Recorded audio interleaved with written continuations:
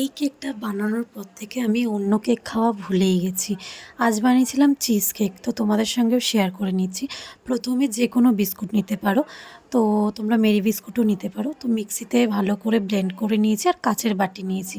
তো বিস্কুটের গুঁড়োটার মধ্যে অল্প একটু বাটার মিশিয়ে সুন্দর করে প্লেন করে রেখে দিলাম। এটা সাইডে রেখে দিয়ে তারপরে এখানে দুধটাকে অল্প একটু ক্রিম দিয়েছি, দুধটা ফুটিয়ে আর এটার মধ্যে একটু চিনি দিয়ে দিয়েছিলাম। তারপরে ভিনিগার দিয়ে ভালো করে ফাটিয়ে নিয়েছি, দিয়ে মিক্সির জারে সেই ছানাটা আর ক্রিম দিয়ে ভালো করে মিক্স করে নেব।